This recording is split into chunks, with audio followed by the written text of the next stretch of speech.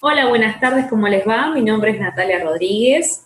Tengo el agrado de estar frente a ustedes porque voy a exponer la presentación número 3 del ciclo para jóvenes profesionales del Consejo Profesional de Ciencias Económicas. Aprovecho la oportunidad para agradecerle a las autoridades, en especial a nuestra presidenta, Gabriela Russo, que nos dio la confianza y el espacio para poder estar hoy acá de alguna manera cerca de nuestros colegas. Para nosotros es muy importante, y darles algunas herramientas para su vida profesional. El encuentro de hoy va a ser un encuentro diferente. Vamos a hablar temas que todos conocemos, por supuesto. Intentar que ustedes se lleven herramientas, como les dije. Yo voy a abordar el tema de el estrés en estos tiempos, de cómo manejarlo y controlarlo, y de la procrastinación. Quizás algunos la conocen y otros no, pero de qué manera podemos vencerla o sortearla, ¿sí? Sobre todo sortear sus efectos negativos. Luego de mi exposición, tengo el agrado de compartirla con el doctor Rodrigo Campigliai y con el doctor Augusto Tevini. Ellos van a traernos temas del monotributo, algunos tips, y cómo se relaciona con otros impuestos, o qué relación tiene con otros impuestos. Si les parece, comenzamos con la presentación. Voy a poner diapositivas para que sea más práctico mi disertación, ¿sí? Un segundito.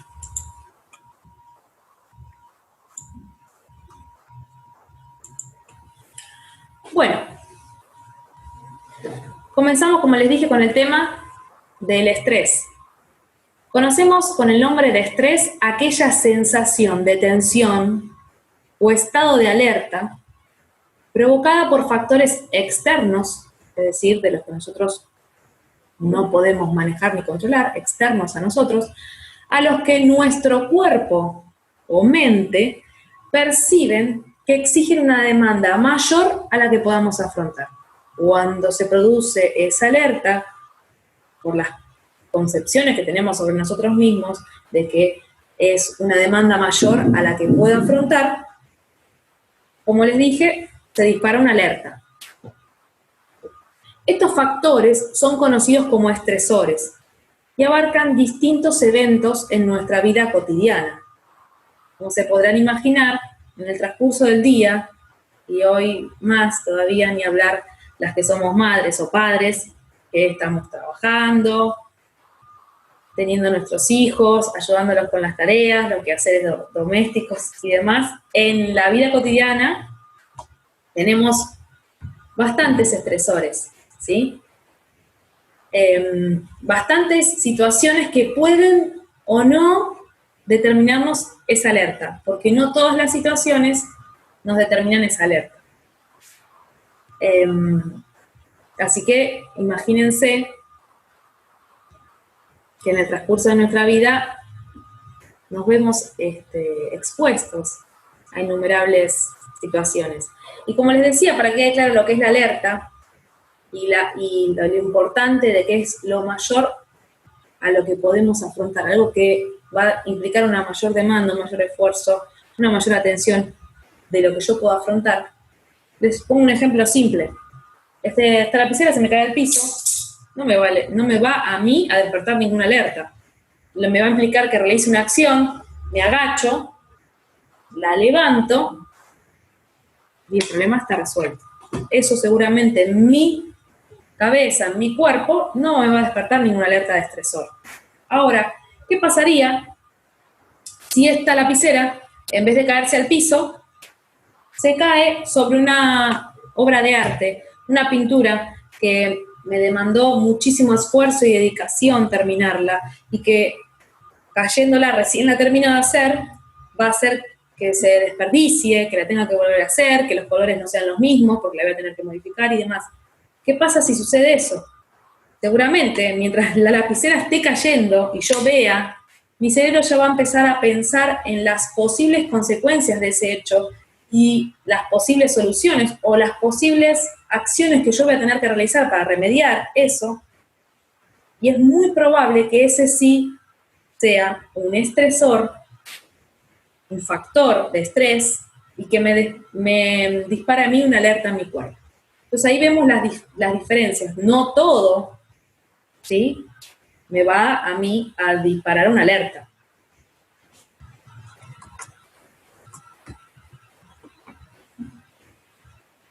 Como les dije, el estrés no es necesariamente causado por factores negativos.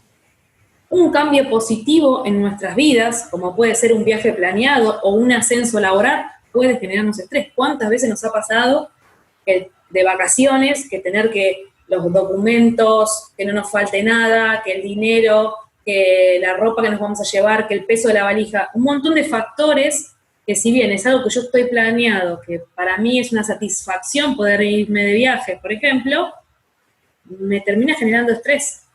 O un ascenso laboral, algo, o una propuesta de trabajo que estoy esperando hace mucho tiempo, y llega el momento y es probable que me genere estrés. O sea, no está bien relacionar al estrés solamente con factores negativos, porque estaríamos de alguna manera obviando toda una parte, ¿sí? O sea, los factores positivos también pueden ocasionarnos estrés. El estrés, entonces, en definitiva, no es el problema. El problema consiste, o el desafío quizás, consiste en aprender a gestionarlo para poder convertirlo en un estrés positivo, o, como se conoce, eustrés, y gozar de los beneficios. Ya que si esto no sucede, puedo sufrir las consecuencias físicas y psíquicas del estrés negativo o distrés. ¿Cómo podemos gestionar el estrés? Les voy a dar algunos tips o recomendaciones que podemos nosotros implementar en nuestra vida cotidiana para poder manejar, como les dije, y gestionar el estrés. Punto número 1, solución de problemas y toma de decisiones. Es importante no dejar pasar los problemas, afrontarlos de una manera más activa o más pasiva, pero decidiendo qué es lo mejor en cada caso. No dejemos que el problema solo se resuelve, porque lo único que hacemos es que se vayan acumulando. ¿Sí? Segundo, interpretación de situaciones y problemas. El estrés que nos produce un problema o situación depende de las consecuencias que prevemos y muchas veces exageramos las consecuencias negativas. Es decir, si yo, como la alerta, le pongo un montón de consecuencias negativas a un hecho que puede llegar a pasar, seguramente me va a generar más estrés en mí, o si busco consecuencias negativas, si le agrego a un hecho muchas consecuencias negativas y las exagero, nos va a producir más situaciones que me generen estrés. Atribuciones y autoestima. Esto es importante y es una recomendación que debemos aplicar a todo, no solo a la gestión del estrés, pero sí ayuda también a mejorarlo. Si hemos hecho bien una cosa, reconocer nuestra propia autoría y felicitarnos por ello, reconocer que no ha sido suerte, sino nuestro esfuerzo, nuestra capacidad, nos va a hacer ganar confianza. Si nos hemos equivocado, analizamos nuestros errores y vemos lo que tenemos que corregir sin culpa. Y sobre todo sin pensamientos negativos sobre uno mismo. ¿Sí? Tampoco sirve, si uno se equivocó, castigarse por eso. Entonces, atribución y autoestima. Si hice bien una cosa, me la reconozco. Es mi esfuerzo. Gracias a mi esfuerzo, gracias a mi capacidad, logré superarla. Y si me equivoqué y algo no salió bien, aprendo de ese error y no me culpo por ello, y no tengo ni me cargo pensamientos negativos sobre mí mismo, ¿sí? Cuarto punto, las relaciones con los demás. Corregir conductas negativas de las personas, de nuestro entorno, es fundamental. Expresarles a tiempo nuestra desaprobación sin broncas. Es decir, tener una comunicación asertiva, poder transmitir lo que nos pasa en el momento que nos pasa, sin transmitir sentimientos negativos de bronca.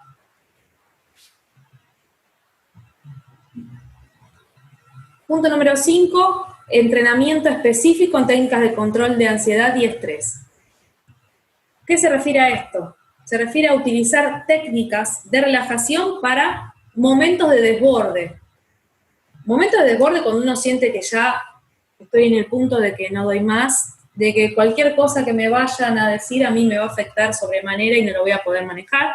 En ese momento es importante que utilicemos algún método de relajación, de meditación, mindfulness. Hay un montón de técnicas hoy que nos ayudan a centrarnos y estar en el presente, y que va a implicar que volvamos a nuestro eje.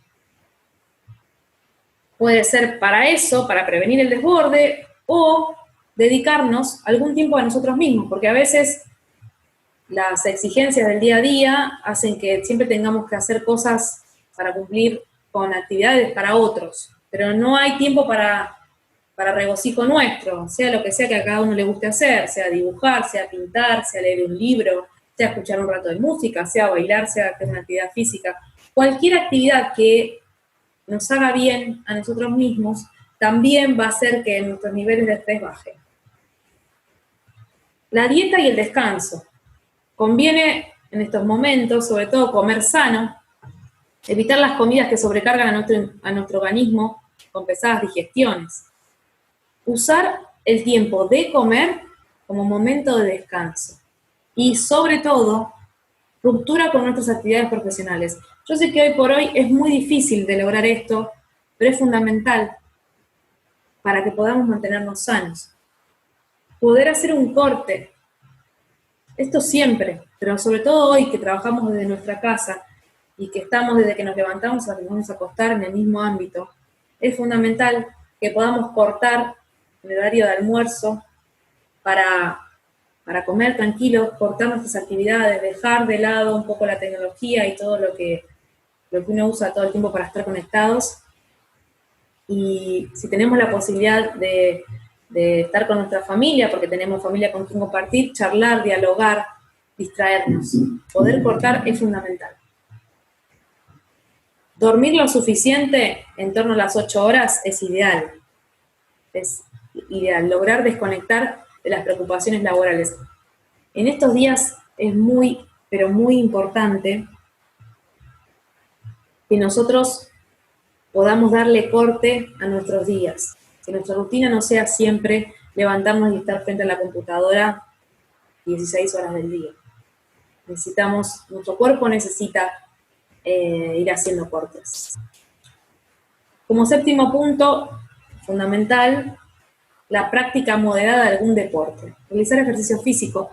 El ejercicio físico baja notablemente los niveles de estrés. Se recomienda al menos 40 minutos diarios. Si nosotros podemos dedicarnos 40 minutos diarios a hacer una actividad física, se recomienda en lo que se pueda de un ejercicio aeróbico, cardiovascular, siempre que se pueda por un tema de salud. Hace que nuestra energía se renueve, las hormonas que se generan nos van a hacer sentir más cómodos y más a gusto luego. El ejercicio físico es un pilar fundamental para bajar los niveles de estrés. Y como último y gran punto, la organización y planificación. La organización de nuestras actividades, estableciendo horarios, es fundamental para descansar, no estar despreocupados, no estar preocupados y no sufrir continuos sobresaltos por olvidos importantes, tener una buena planificación. Saber seleccionar las actividades cuando no podemos hacer todo. Esto es importante. Yo por lo menos aprendí, y sobre todo en esta cuarentena, porque antes nunca fui buena planificando, pero me di cuenta sobre todo en los primeros días que no hacía nada al final de lo que quería. Y opté por planificar día a día. Me levanto a la mañana, por supuesto temprano, ¿no? Y planifico el día. Voy haciendo hora por hora, uno más o menos ya sabe las rutinas, lo puedo combinar con la de mi hijo y demás, pero me anoto día a día los temas que voy a tratar para no olvidarme nada, ¿sí? Y los voy cumpliendo para no olvidarme nada. Tampoco me planifico la semana porque no sé qué inconvenientes voy a tener, qué puedo tener, y cuanto más cosas cancele, más sensación de frustración nos va a generar. Por eso les propongo hacer una planificación diaria, con horas, de tal hora a tal hora hago tal cosa, y después lo otro, cocino, hago esto, pero todo planificado, ¿sí?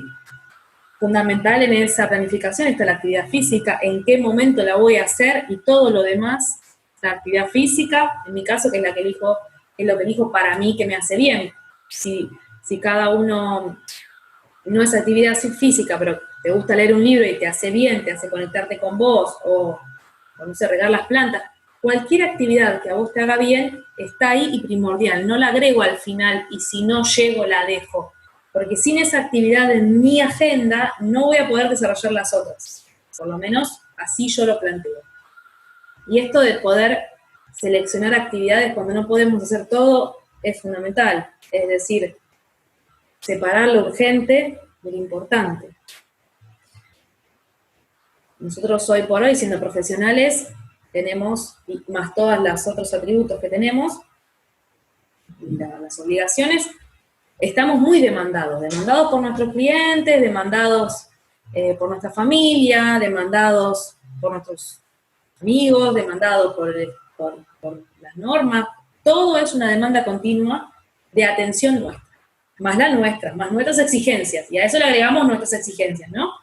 Entonces digo, empezar a poder decir, bueno, ¿qué es lo urgente? ¿A qué no puedo no darle atención hoy? ¿Y qué del resto de las actividades que tengo que hacer y con quién tengo que cumplir y demás pueden esperar o estar en un segundo plano? Es decir, si cumplo esto, que es lo más importante, puedo pasar al otro. Esto creo que es una de las claves para lograr un equilibrio emocional, sobre todo. Porque si no, tanta demanda, tantos factores de estrés, tanto tironeo externo, pueden empezar a ocasionarnos a nosotros desequilibrios emocionales. Es muy normal y no está bueno que pase. Así que el tema de la planificación es una gran base para poder lograr el equilibrio. Bueno, vamos a hablar, ahí hablamos de lo negativo, hablamos de cómo mejorar o gestionar el estrés para paliar lo negativo, porque las consecuencias del estrés negativo las conocemos. ¿Para qué las vamos a mencionar? Puede ser disfunciones alimenticias, caída de cabello, hipertensión. Hay un montón de factores o consecuencias del estrés negativo que todos las conocemos, las padecemos, y hay otras muy extremas, ¿no? Vamos a hablar de lo que más me gustaría transmitirles a ustedes, con una visión diferente con respecto al estrés. Los beneficios del eustrés. El eustrés es el estrés positivo. El estrés positivo o eustrés es aquel que nos estimula a enfrentarnos a los problemas. Permite que seamos creativos, tomemos iniciativa y respondamos eficientemente a aquellas situaciones que lo requieran. ¿Por qué mejor no asumimos una actitud positiva frente a una situación estresante? Los resultados de adquirir una actitud positiva podrían sorprenderte. Y esto es lo que les quiero dejar sobre el estrés positivo. Poder aprovechar de este estrés nos genera tantos beneficios.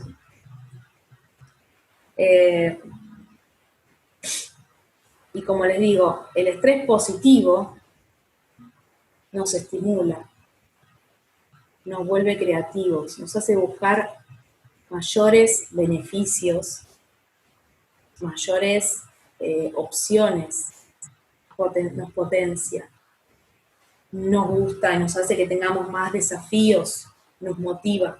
Entonces, es tener una actitud positiva frente a una situación estresante. Si yo logro eso, lo encaro con una actitud positiva, realmente me puede sorprender todos los beneficios del eustrés o del estrés positivo. Por ejemplo, me permite, vamos a ver algunos de los beneficios, el manejo directo del problema. Nos sentimos estimulados a resolver el problema directamente. Lo quiero resolver. Listo. El efecto positivo en nuestra salud. Al manejar el estrés y permitir que se convierta en estrés positivo, no nos sentimos tensionados. Tomaremos las cosas con más calma y estaremos más relajados. Y no presentaremos los síntomas negativos que produce el distrés. Mayor actividad productiva. La energía proviene del estrés positivo, proveerá mayor rapidez y eficiencia a la hora de resolver o cumplir con ciertas actividades. Es decir, que la energía que genera el estrés es mucho, el estrés positivo, el eustrés, es mucho más potente, tiene mucha más fuerza para resolver. Entonces, digo, ¿cuántas cosas positivas podemos tener si nosotros ante una situación estresante logramos enfrentarla con una actitud positiva? Vamos a seguir viendo los beneficios porque son más. Estimula nuestra creatividad. La persona será más creativa a la hora de enfrentar un problema, ya sea personal o en el trabajo. Podrá tener ideas innovadoras. Invertirá su tiempo de manera creativa y divertida. Los resultados podrán tener un buen efecto en su estado de ánimo. Estamos alerta. Permite estar activo para responder a cualquier situación que merezca una respuesta rápida. Logramos estabilidad emocional. Quien experimenta el estrés positivo podrá sentirse con un mayor control de las emociones y podrá resolver aquello que podría llegar a inquietarlo de manera más exitosa. El hecho de tener una actitud positiva le ayudará a sentirse mejor consigo mismo y con su situación. Miren todos los beneficios que nosotros podríamos tener, nuevamente repito, si frente a una situación estresante adoptamos una conducta positiva para resolverlo. Podemos ganar todos estos beneficios. Como segunda parte de la charla, se me ocurrió presentarles el tema de la procrastinación, como les había mencionado. Algunos, es una palabra un poquito difícil quizás hasta de pronunciar, y algunos la conocen y quizás otros no, y es mucho más fácil de lo que suena. Decimos o denominamos procrastinar al hábito de postergar sin justificación válida actividades u obligaciones que tienen que ser atendidas. ¿Vieron que la conocen? Una de las características de este tipo de aplazamientos, además, es el hecho de que tenemos la intención de realizar la tarea tarde o temprano. La tarea la tenemos que hacer sí o sí. Pero de algún modo, sabemos que su realización es algo que, por lo que tenemos que pasar, o sea, hay que hacerlo sí o sí. Sin embargo, decidimos dejarla para después. Sé perfectamente que saben a qué les hablo. Quizás esa palabra no la habían escuchado nunca y hasta suena difícil mencionarla. Pero todos, en algún momento, tuvimos esto, ¿no? El hábito de postergar sin una justificación válida actividades u obligaciones que tienen que ser atendidas. Eso es procrastinar. ¿Por qué procrastinamos? Procrastinamos porque estamos divididos. Tenemos un cerebro instintivo, rápido, enérgico y visceral, que solo piensa en la satisfacción inmediata y al que no le importa el mañana. Y tenemos otro cerebro, el racional, el reflexivo, el que piensa y analiza y al que le cuesta actuar. Es más lento y más prudente, sabe a dónde quiere llegar y piensa en el futuro. La procrastinación es el resultado de la lucha entre el cerebro emocional y el cerebro racional. Y cuando la voluntad de nuestra razón cede a los caprichos del instinto, es cuando nos recreamos en la procrastinación. Es decir, cuando nuestro cerebro emocional le gana a nuestro cerebro, ahí están las dos, nuestros dos cerebros, cuando el cerebro emocional, impulsivo, le gana a nuestro cerebro racional, estamos en presencia de la procrastinación. Digamos, es la explicación del por qué sucede, ¿no? Siempre hay un porqué, y esta es la explicación. ¿Cómo vencer esta procrastinación?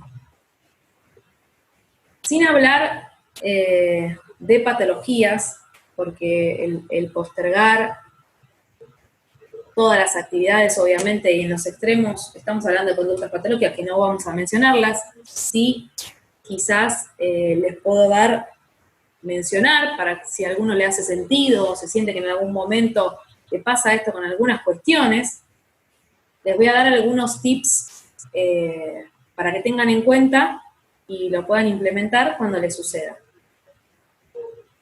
A veces no es con todas las actividades, sino que nosotros muchas veces detectamos que hay ciertas actividades que las hacemos bien, que hacemos lo que tenemos que hacer. Hay que hacer esto, esto y esto, y se hace, sin problema, fluye directamente. Y hay otras actividades, otros ámbitos quizás de nuestra vida, quizás en la parte personal, quizás en la parte, no sé, de cuidado personal, donde nos cuesta mucho atender, accionar, ¿sí? Nos falta el accionar.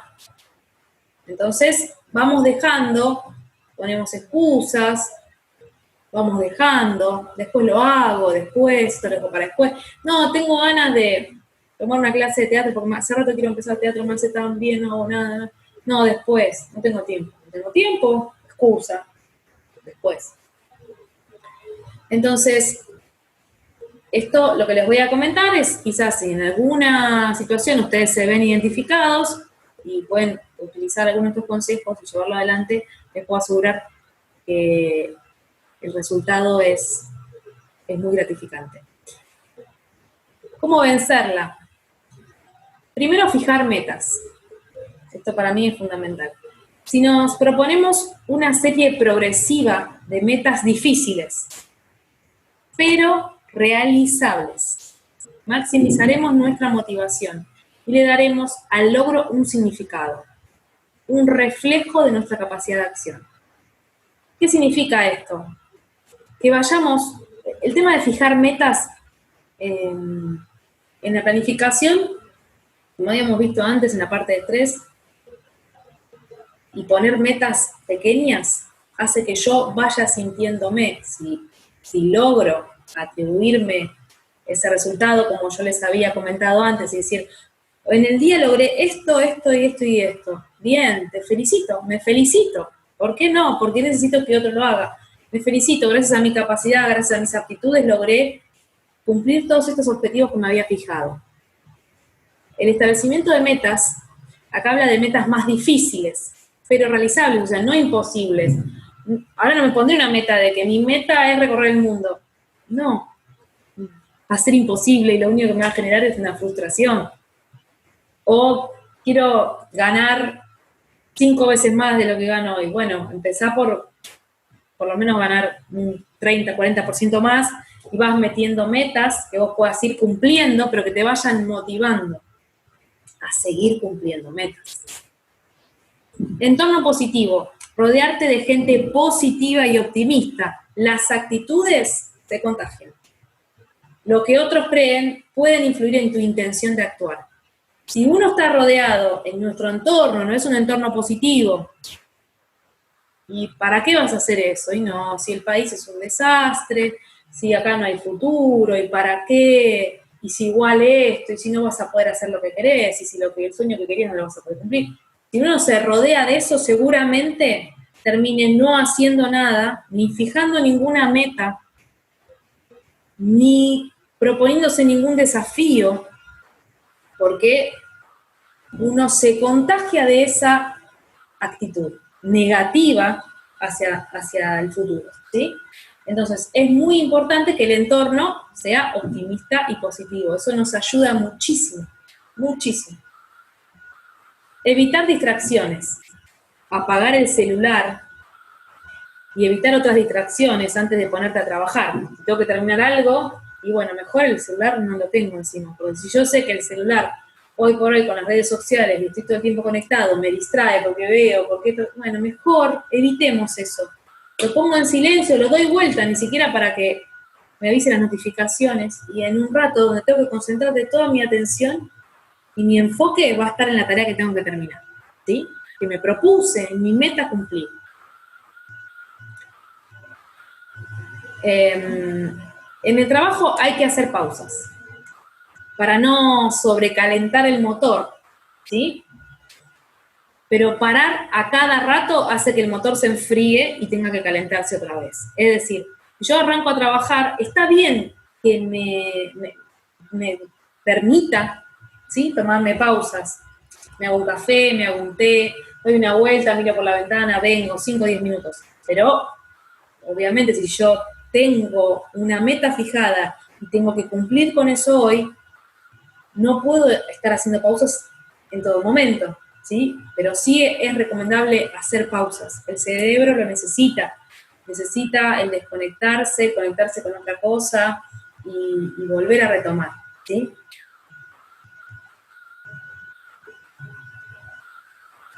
Distribuir bien la energía. El cansancio nos hace procrastinar. Nos cuesta empezar si no tenemos energía. El autocontrol y la automotivación generarán desgaste. Reconocer que nuestras energías son limitadas nos ayudará a distribuirlas mejor. Es decir, es fundamental conocer la energía con la que uno cuenta, ¿sí? Si nosotros vivimos cansados, es probable que posterguemos las tareas que tenemos que hacer porque no tengo energía para hacerlas. Quizás no porque no tengo ganas, pero no tengo energía, necesito descansar. Entonces es fundamental, y todo tiene que ver con todo, el descansar correctamente, el alimentarse correctamente, el realizar una actividad física que permita un desgaste de energía para volver a renovarla. Entonces, sabe que tu energía es limitada. Entonces, de alguna manera, reconocer que la energía es limitada nos va a permitir distribuirlas y poder brindar la energía a lo que yo elijo y no a todo. A todo no voy a poder, pero sí, de alguna manera, poder elegir a qué le doy mi energía. Controlar nuestra impulsividad. La impulsividad es el elemento central de la procrastinación. Es la característica primordial de nuestro cerebro emocional. Todo lo anterior resulta útil. Todos los puntos anteriores que yo le fui dando son útiles, por supuesto. Pero lo que realmente nos sabotea es nuestra impulsividad. La impulsividad es la potencia del cerebro. No permitas que tus necesidades alcancen el límite tal que ya no sean fáciles de manejar. Es decir, un ejemplo básico, no esperes a estar muerto de hambre, porque seguramente si yo estoy, por ejemplo, filmando este video ahora y estoy muerta de hambre, voy a tener que poner pausa o stop e ir a comer algo porque ya no aguanto más, porque me ha servido la panza y llegó al límite de que yo ya no pueda pensar en lo que les estoy diciendo a ustedes, sino satisfago mi necesidad. Y a eso me refería. Digo, conozcamos nuestros límites y no lleguemos hasta el límite máximo de nuestras necesidades. Controlémoslo, porque en los límites es donde la impulsividad es casi imposible de manejar, ¿sí? Entonces, seguramente, si yo tengo que terminar esto, lo que voy a hacer es, pongo pausa al video y me voy a satisfacer porque estoy muerta de hambre y para mí es más importante eso que otra cosa, ¿sí? Para ir finalizando, y para finalizar con este tema, les dejo una frase que es un dicho conocido por todos: no dejes para mañana lo que puedes hacer hoy, y pon en práctica estos consejos hoy mismo, ¿sí? No digas, bueno, después veo, lo hago, no lo hago. Es fundamental. Cuanto nosotros más podamos mantener nuestro equilibrio en estos tiempos, más beneficios vamos a tener, más resultados positivos, vamos a generar un buen entorno, nuestra familia, si somos sostén o no, si la tenemos o nuestro entorno va a estar a gusto cerca nuestro. El estrés, la procrastinación y muchos otros temas hacen que uno no pueda estar centrado en lo que quiere y se centre solamente quizás en el trabajo o en algo, o en un solo punto. Y acá yo lo que les estoy proponiendo de alguna manera es que logremos un equilibrio y que podamos estar a gusto, completos y equilibrados. Esa es la idea de estos consejos que les doy. Les voy a dejar una frase antes de hacerle el pase a mis compañeros que creí muy apropiada y conveniente para este momento. El secreto para salir adelante es simplemente empezar. Por Mark Twain, no la hice yo claramente. Y les quería dejar esta frase que me sonó muy optimista y muy acorde. El secreto para salir adelante es simplemente empezar. Muchas gracias nuevamente por el espacio, espero que les haya gustado, que se hayan llevado alguna herramienta, con eso para mí es suficiente. Les voy a dejar con mis dos colegas, con Rodrigo Cambiliay y con Augusto Tevini, que les van a hablar del tema del monotributo y de la relación con otros impuestos. Muchas gracias. Buenos días. Gracias, Natalia, por esta primera parte de la charla. La verdad es que en momentos como estos, hoy más que nunca tenemos que estar manejando estas herramientas que son muy importantes para nosotros, que en una situación así pueden ser de mucha utilidad, más allá de lo que tiene que ver con lo teórico y lo técnico y lo práctico. Por otro lado, agradecerles a las autoridades del Consejo nuevamente por este espacio que nosotros consideramos de muchísima utilidad para todos los colegas. Bueno, dicho esto, nos metemos de lleno directamente y les voy a contar de qué se trata esta parte de la charla para cerrar lo que sería esta conferencia.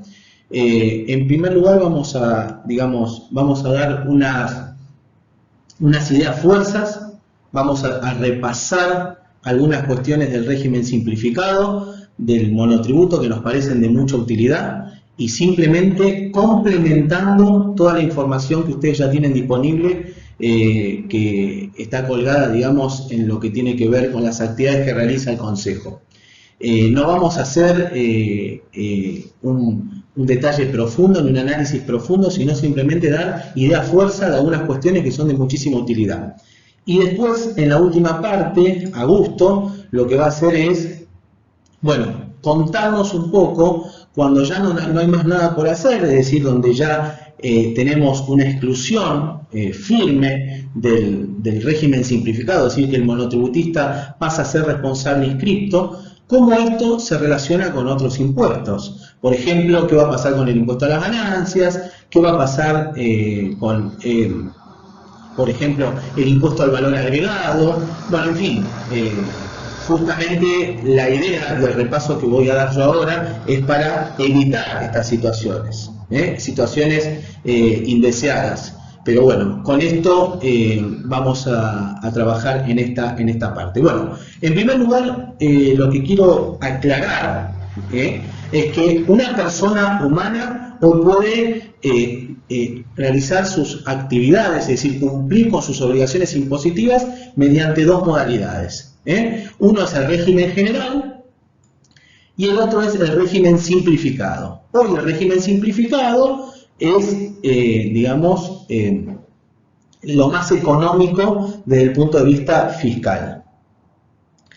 Ahora bien, esto es importante aclararlo, y también, disculpen que haga un paréntesis acá, hace una semana leí una nota en un reconocido diario, y la verdad que explicaba el monotributo, y dentro de las explicaciones decían que podían ser monotributistas las sociedades de hecho. En primer lugar, las sociedades de hecho ya no existen más, y además de eso, hoy, vuelvo, disculpen que haga hincapié en esta idea, hoy no pueden ser ningún tipo de sociedad monotributista. Hoy lo que pueden ser son las personas humanas, las sucesiones indivisas, y vamos a ver, y este es el motivo también de esta parte de la charla, es qué pasa con los condominios.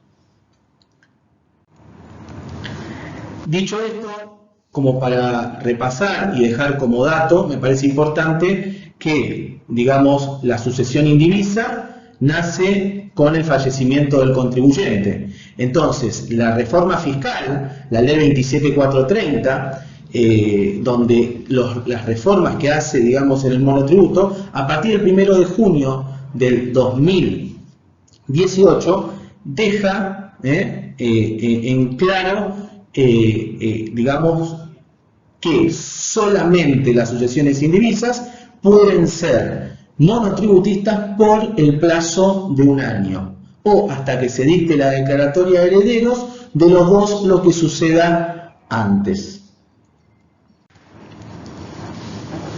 Bien, es importante que nosotros cuando analizamos el monotributo veamos, a ver, lo definimos como un régimen opcional. Entonces, al ser un régimen opcional, es opcional a cumplir determinados requisitos. Pensemos que esos requisitos van a tener que ver con parámetros. Los parámetros que estamos manejando son alquileres, devengados en la actividad, es decir, en la actividad que yo estoy realizando, si pago o no alquileres, tengo kilovatios consumidos, tengo la superficie afectada a la actividad y tengo los ingresos. Uno de los requisitos que nosotros llamamos generales son los que tienen que cumplir todos los contribuyentes que quieran adherirse al monotributo. Entonces, estos son los generales. Además de no importar durante los últimos 12 meses a la inscripción bienes y o servicios.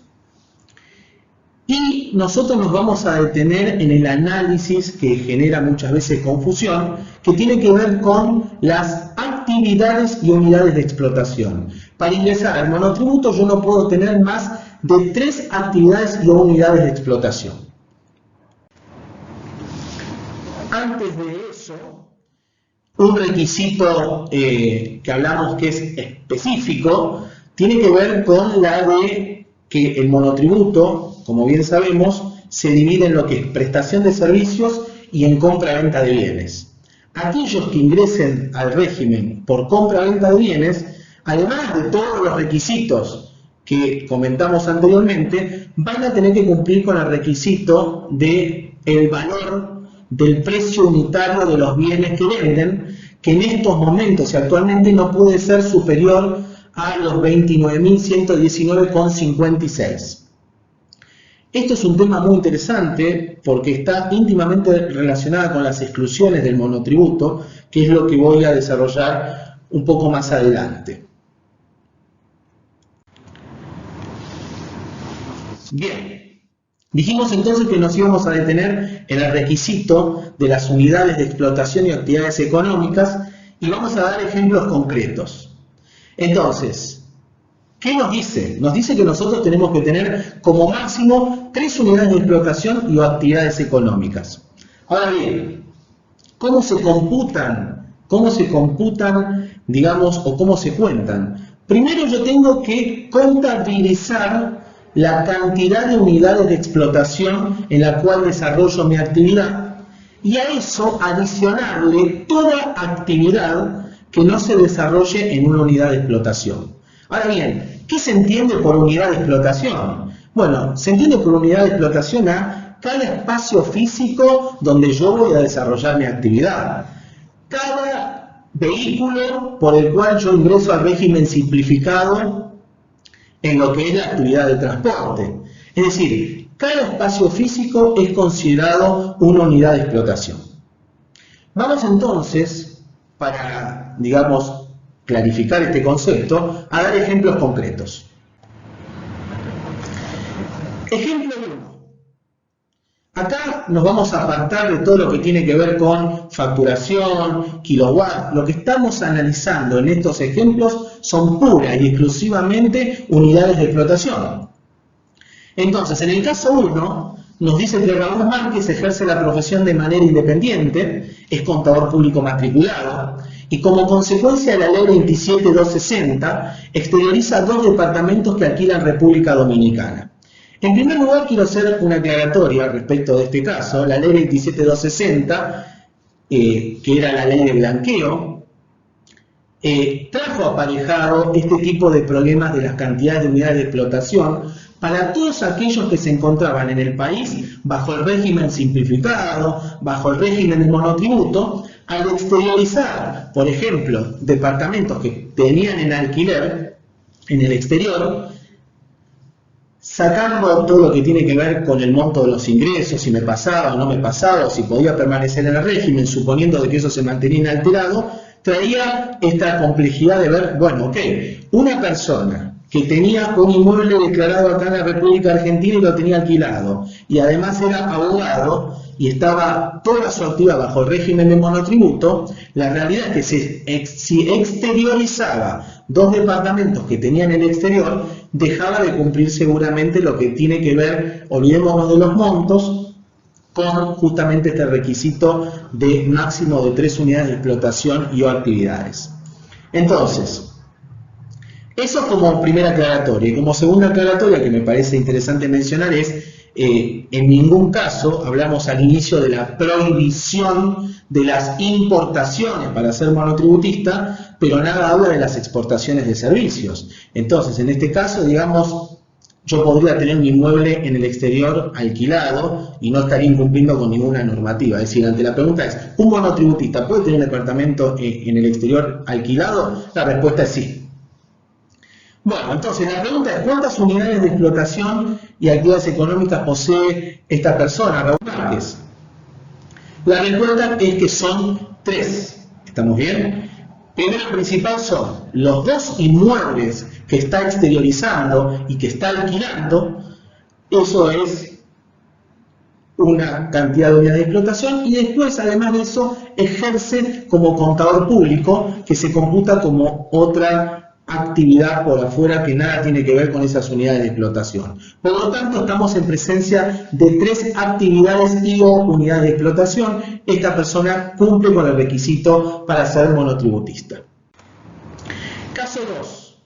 Fernando Díaz Besone ejerce la profesión de manera independiente como contador y además realiza actividades como perito de la justicia, y es columnista en un reconocido diario donde escribe ensayos sobre políticas fiscales. Entonces, ¿cuántas unidades de explotación posee o actividades? Entonces, esta persona para nosotros posee una actividad y una unidad de explotación. Esto, ¿estamos bien?, lo contestó una comisión de enlace de AFIP del 10 de mayo del 2000, acá se lo dejamos asentado, donde entendió que todo lo relacionado a un título, al ejercicio de un título, de una incumbencia profesional, se considera como una única actividad. Y este análisis se hace por título, es decir, si yo escribo ensayos de políticas fiscales, si yo doy conferencias, si además tengo honorarios por mi actividad independiente, como contador público, todo eso se computa como una única actividad, no son 3 distintas. Ahora, si además de eso fuera abogado pasaría a ser otra actividad. Es, digamos, por matrícula. Bien. Caso número 3. Raúl Márquez ejerce la profesión de manera independiente como contador y además realiza actividades como perito de la justicia, es columnista en un reconocido diario, donde escribe ensayos sobre políticas fiscales. Por otro lado, posee 3 inmuebles que actualmente no se alquilan. Entonces la pregunta es, para el régimen del monotributo, para el requisito de permanencia en el régimen del monotributo, ¿cuál sería la solución? Posee una unidad de explotación, que es la que tiene que ver toda la actividad de su incumbencia profesional. ¿Por qué hacemos esta aclaratoria? Hacemos esta aclaratoria porque muchas veces genera confusión. Si yo tengo inmuebles que no están alquilados, que están inexplotados, entonces yo no los tengo que computar a los efectos de la permanencia en el monotributo. Siempre que estamos haciendo este análisis del requisito de unidad de explotación y o actividades, tiene que ver con el ejercicio justamente con el ejercicio que estamos llevando adelante de una actividad, no para lo que no estamos haciendo. Esto es importante aclararlo porque genera mucha confusión. Bien, si nos pusimos de acuerdo con esto, nos pareció muy importante conversar respecto de qué pasa con los condominios.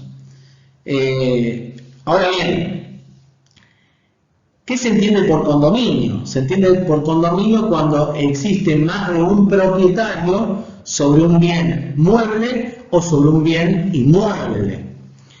Y son muchos los casos que se dan en la práctica profesional de los condominios. Entonces la pregunta es, ¿puede un condominio ser monotributista? Es decir, ¿puede el condominio cumplir con sus obligaciones tributarias bajo el régimen simplificado? La respuesta es sí, se puede. Ahora bien, ¿cuál es el requisito que tenemos en la normativa? Es que cada uno de los condóminos, de manera individual, analizándolo, tiene que cumplir con los requisitos para ser monotributista. Por eso es muy importante manejar los requisitos para ser monotributista, que los mencionamos anteriormente, y sobre todo donde va a entrar a jugar un rol importante las actividades económicas y unidades de explotación. Porque a su vez, el condominio se considera como una unidad de explotación más del condomino.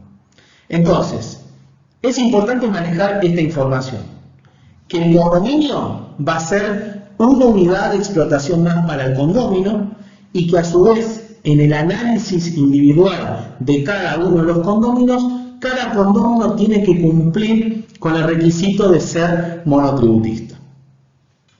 Vamos a ir a un ejemplo concreto para que esto lo puedan apreciar. Caso de aplicación. Entonces acá tenemos el ejemplo de dos hermanos que heredan un inmueble. Ese inmueble tenía una facturación mensual aproximadamente de 160.000 pesos. Uno de los hermanos es contador y factura un promedio de 50.000 pesos por mes en el monotributo, bajo el régimen del monotributista. Y el otro hermano también está en el régimen simplificado, posee dos inmuebles en alquiler propios, cuya facturación total es mensual de 40.000 pesos. Entonces la pregunta es, si nosotros a cada uno de los hermanos, el análisis es por hermano, si al primer hermano analizamos y le incorporamos este inmueble que hereda y que va a tener un condominio con su otro hermano, permanece en el monotributo. Entonces hagamos en la siguiente situación. Es contador, ¿estamos bien? Y a partir de ahora va a tener un inmueble en condominio con el otro hermano, o sea que tiene dos actividades y unidades de explotación. En principio, sin analizar los montos de facturación, podemos decir que el hermano A puede estar en el régimen simplificado. Vamos al segundo caso, digamos al segundo hermano. Tiene dos inmuebles alquilados. Se le incorporaría un tercero, que es este que hereda con su hermano en condominio, por lo tanto estaríamos en presencia de 3 unidades de explotación. Por lo tanto, el segundo hermano también cumple con los requisitos de permanencia en el régimen simplificado. Lo que nos restaría es analizar qué pasa aproximadamente con la facturación de cada uno de ellos cuando incorporemos este inmueble que van a alquilar como condominios. Bien, entonces, el primer hermano obtiene 80.000 pesos del condominio, es decir, el 50% de los 160.000. Más su actividad como profesional independiente, va a tener un promedio total de 130.000 pesos mensuales. Es decir, esos 130.000 pesos mensuales, en principio le permiten permanecer en el régimen simplificado. El segundo hermano obtiene 80.000 pesos también, que es el 50% del otro condominio, y además tiene 40.000 pesos con los otros dos inmuebles que tienen alquiler. Estamos en un promedio de 120.000 pesos. Por lo tanto, al cumplir con estos requisitos de permanencia individual de cada uno de los condominios en el monotributo, este condominio que tienen puede anotarse en el régimen simplificado.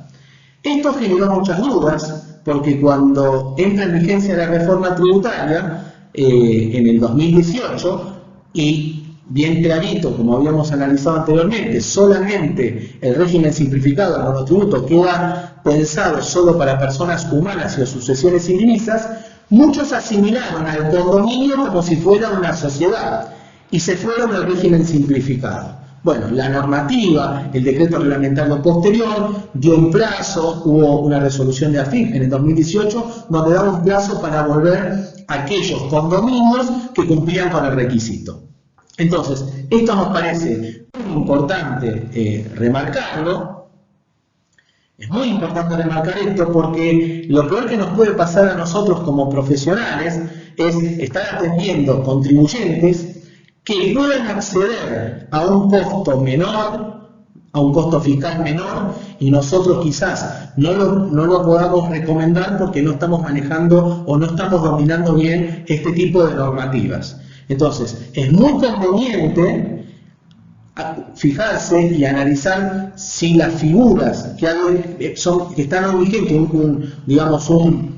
un contribuyente, no puede ser susceptible de un análisis y generarle un valor agregado a cada uno.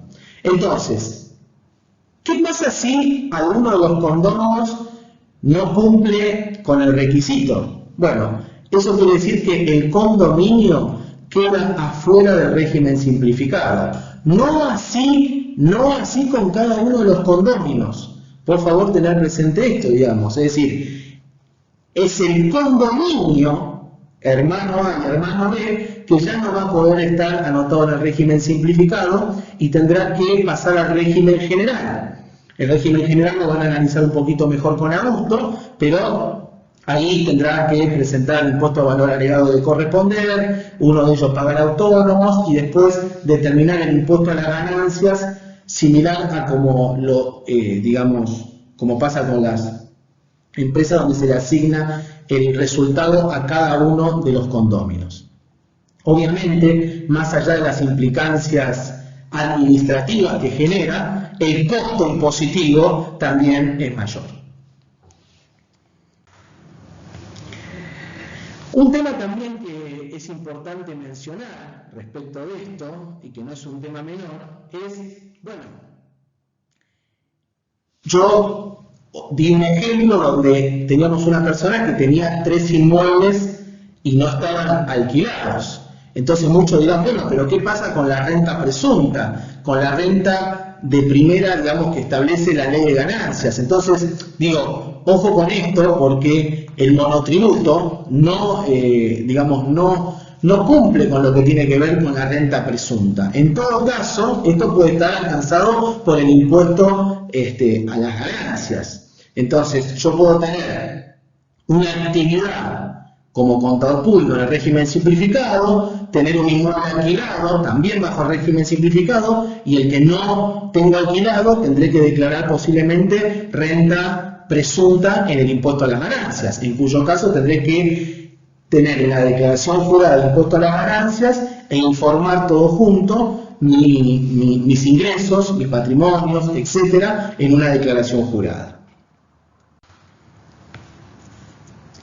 Bien, un dato que nos parece importante también remarcar para que tengan presente es el que tiene que ver, con, hay muchos que dicen, si yo soy empleado en relación de dependencia, ¿puedo ser monotributista? La respuesta es sí, en cuyo caso todos sabemos que todos pagamos ahí la cuota pura, es decir, la cuota que corresponde a IVA y ganancias en el monotributo y no así a lo que tiene que ver con obra social y jubilación. Bueno, esa fuente está en el artículo 40 de la ley 26.565 Y un tema importante que nos parece mencionar a nosotros es en el artículo 13 de la resolución 4309 del 2018, que es muy interesante, aquellos que quieran profundizar en monotributo que la lean, es de que yo no tengo las obligaciones de ingresar las cotizaciones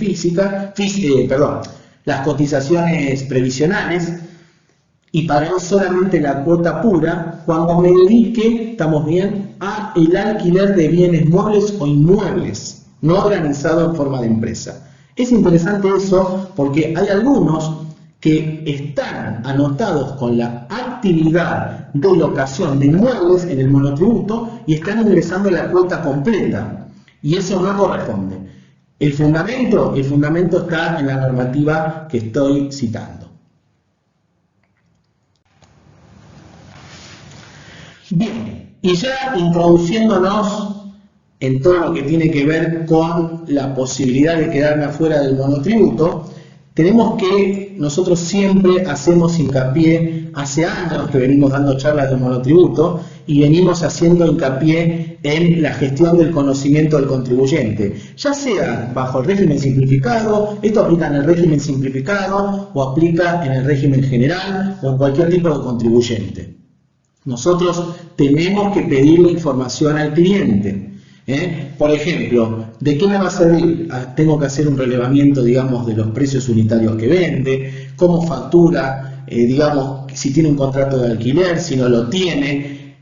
Y además de todo eso, tendríamos que saber también, por ejemplo, sus consumos personales, pedirle los resúmenes bancarios, cómo es la composición familiar de ese contribuyente, cuáles son las fuentes de financiamiento, quiénes son los que trabajan en esa familia.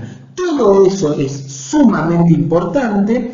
¿A efectos de qué? A efectos de dar un asesoramiento correcto y evitar las exclusiones de monotributo de manera retroactiva, que son indeseadas porque el ajuste, cuando a mí me piden el impuesto a las ganancias, el impuesto al valor agregado, autónomo, más intereses, más multas, son montos muy importantes para una persona física, el cual muchas veces es difícil de cumplir.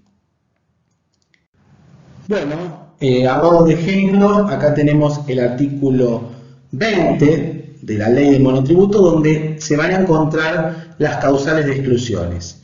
Tengan presente de que estas causales, digamos, no son taxativas, hay más en la normativa y nosotros las citamos a modo de ejemplo. Tienen que ver también y están íntimamente vinculadas a los requisitos. Entonces, piensen ustedes que, por ejemplo, tener depósitos bancarios no justificados con mi actividad puede ser una causal de exclusión. Vender a un precio unitario para el que se dedica a la compra-venta de bienes por encima del límite establecido es una causal de exclusión. Bueno, etcétera. Ustedes piensen que esto pasa a diario.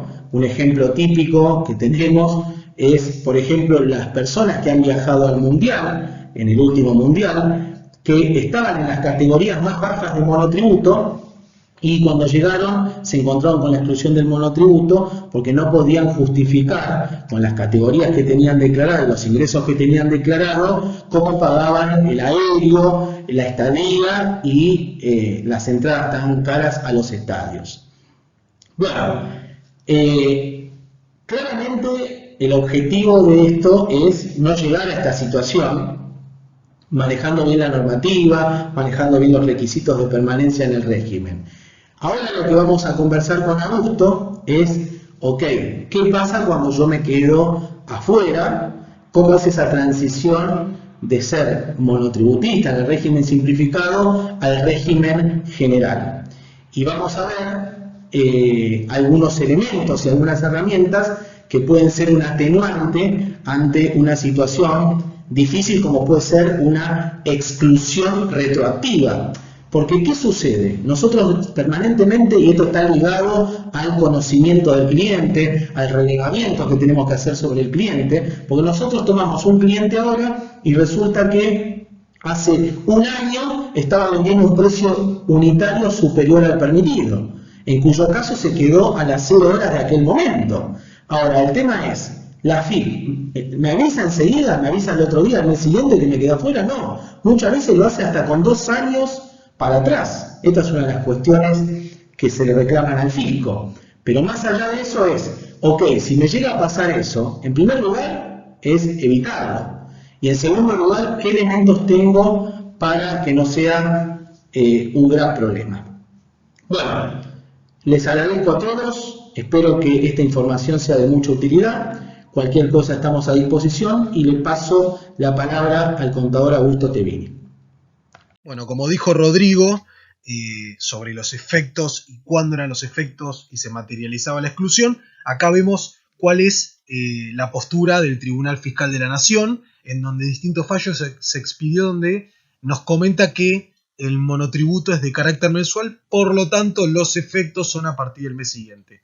Ojo con esto, porque no deja de ser ley entre partes el fallo. Si bien la postura del Tribunal Fiscal es que el monotributo es de carácter mensual, muchas veces en distintas inspecciones, en distintas situaciones, el fisco se agarra taxativamente de lo que dice la ley. Y la ley es como lo comentaba Rodrigo. Bueno, a diferencia del monotributo, el régimen general tiene mayor carga administrativa, desde presentación de declaraciones juradas mensuales, regímenes informativos y la declaración jurada anual de ganancias. Acá vemos una clara diferencia donde la carga administrativa es mucho más alta en el régimen general, y ya vamos a ver también qué pasa con las cuestiones de presión fiscal. Bueno, me quedé excluido o quedé fuera del régimen simplificado monotributo y la pregunta que se nos viene a la cabeza es ¿cuánto debo? ¿Desde cuándo? ¿Qué obligaciones? Son todas las preguntas que se hace el contribuyente y el profesional a la hora de regularizar la situación fiscal.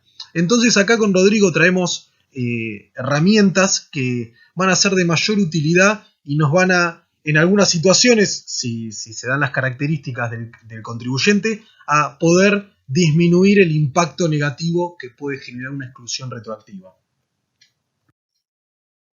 Bueno, acá tenemos el dictamen 39 y 55 que nos dan la posibilidad para el monotributista excluido, actual responsable inscripto, de recuperar los débitos fiscales devengados cuando se da una exclusión retroactiva y que el sujeto final, que va a ser un responsable inscripto, se pueda computar ese crédito fiscal.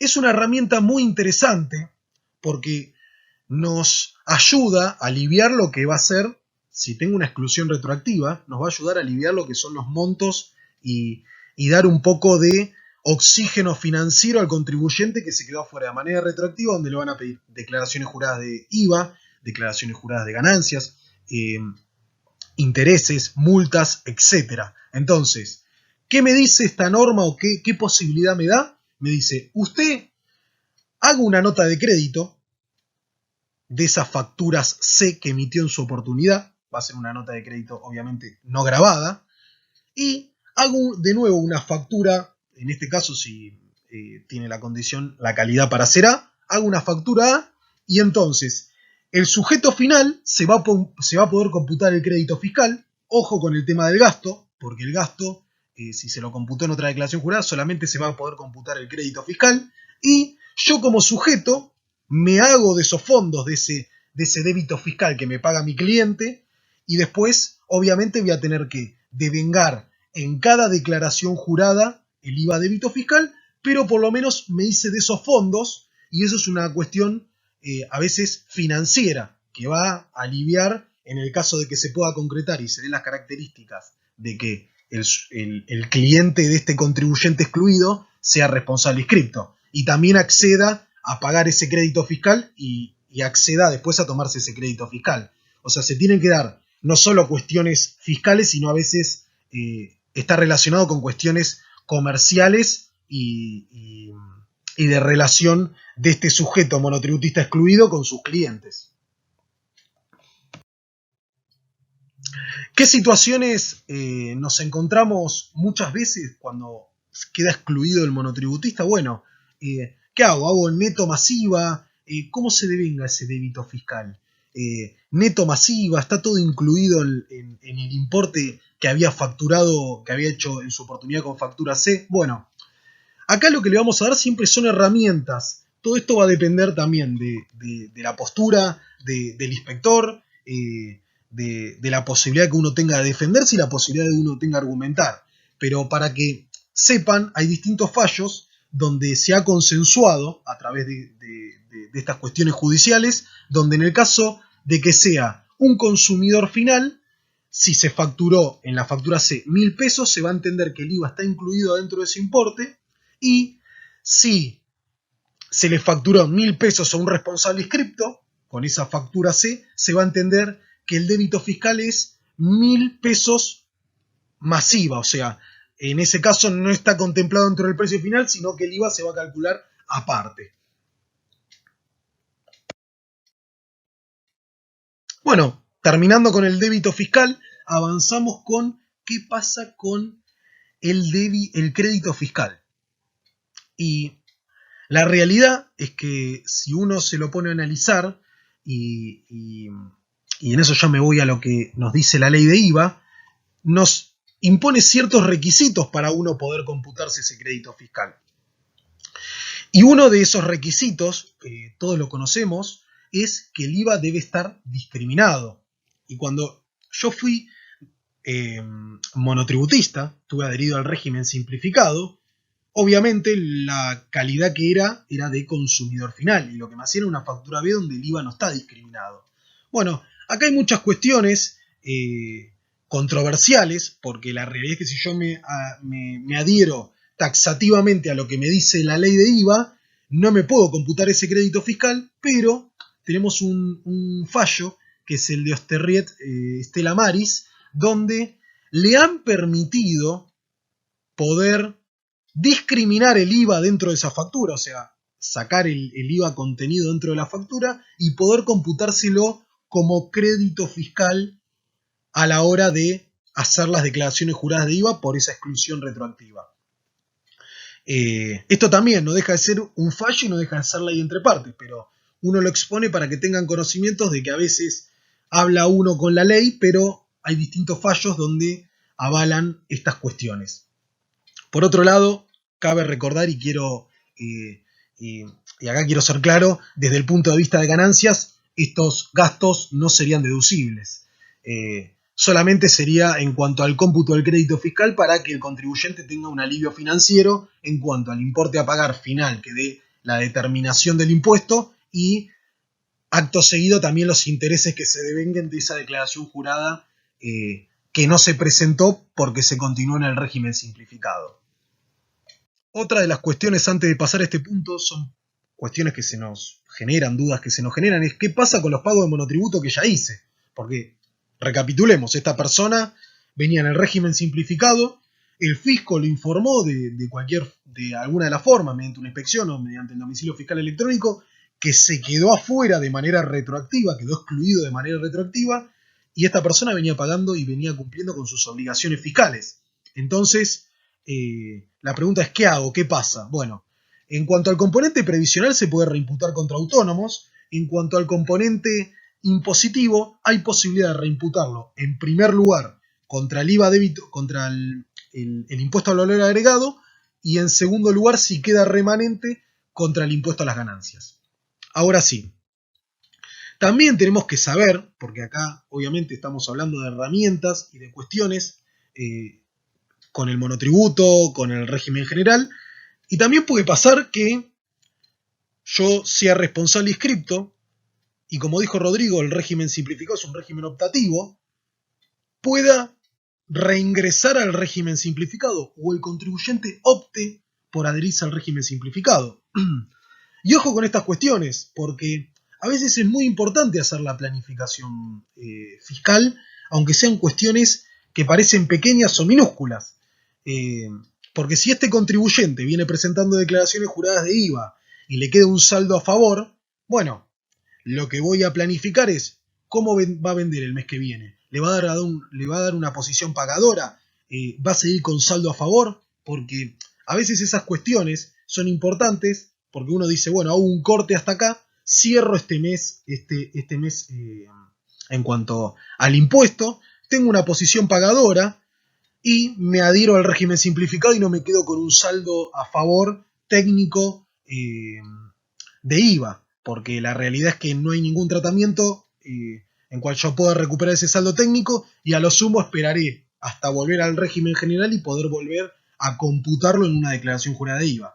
Ojo con esto porque es importante la planificación fiscal. También otro caso que se nos puede dar, no hay saldos a favores, pero decimos, bueno, estamos en diciembre, esperamos hasta el 1 de enero del año, por ejemplo, 2020, para poder arrancar con el régimen simplificado y cerrar el año fiscal con las declaraciones juradas y la presentación de ganancias. Entonces arranco un año fiscal limpio, sin declaraciones juradas, sin intervalos en el medio, y eso también es por una cuestión de practicidad a la hora después de liquidar los impuestos o de reorganizar las liquidaciones anuales.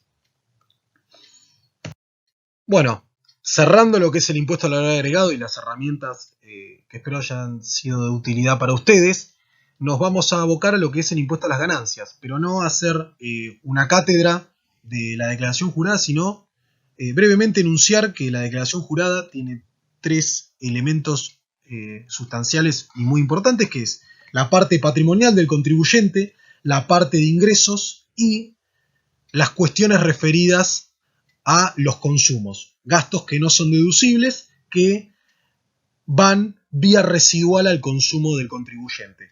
Esto es para tenerlo en claro, porque si tenemos un contribuyente que quedó excluido a mitad de año del 2019 y durante 6 meses fue monotributista y le quedan otros 6 meses por lo que resta del año calendario como responsable inscripto, hay que tener en cuenta los ingresos del monotributo.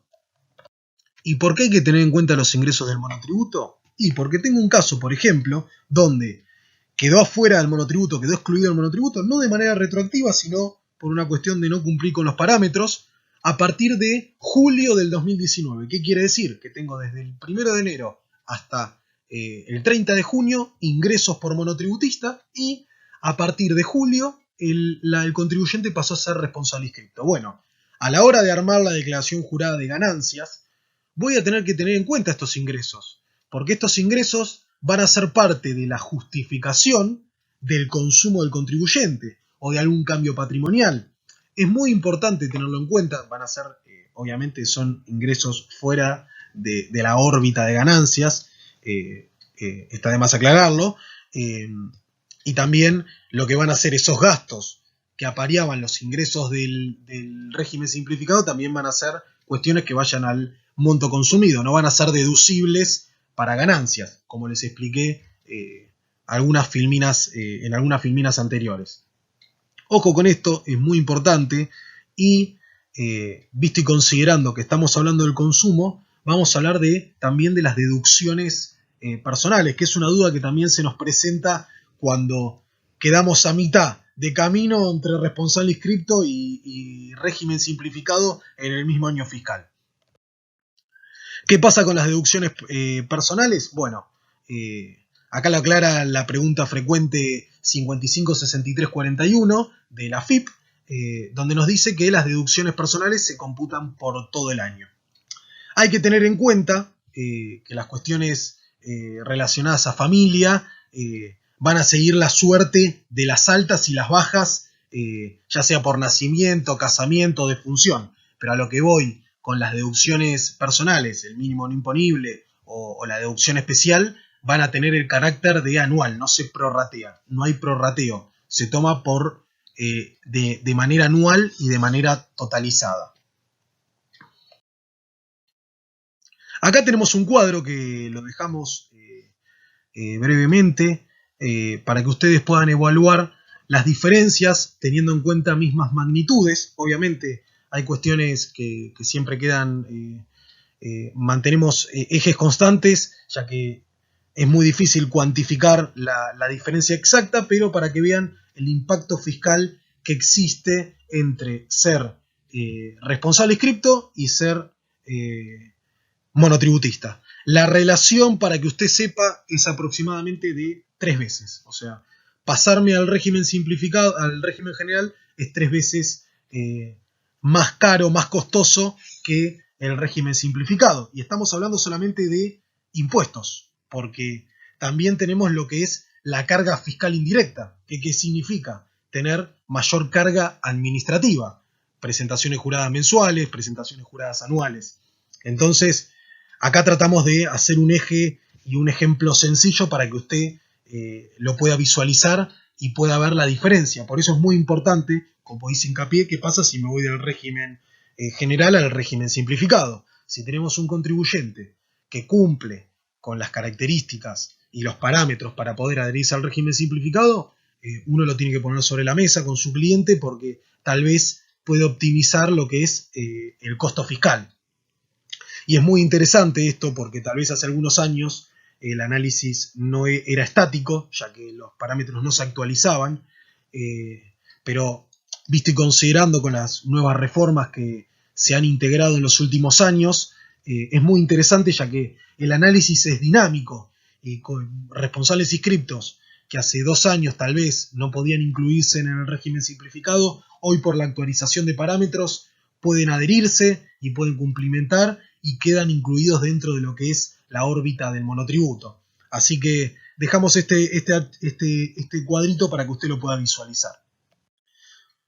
Por otro lado, muchas de las preguntas o a veces que uno se hace como profesional es ¿qué pasa con el monotributo? Tengo un monotributista que presenta bienes personales. Tengo un monotributista que se compró un auto de alta gama. Y bueno, eso puede estar justificado. ¿En qué situaciones?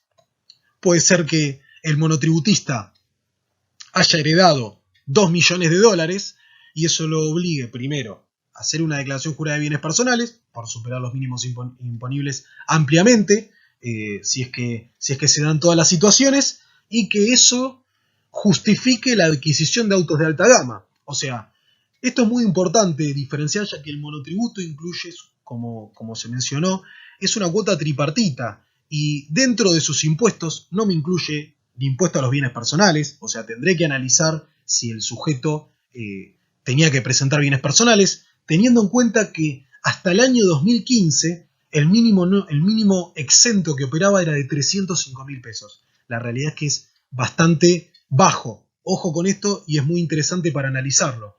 Para regularizar también, visto y considerando que tenemos una moratoria vigente. Por otro lado, no incluye tasas municipales.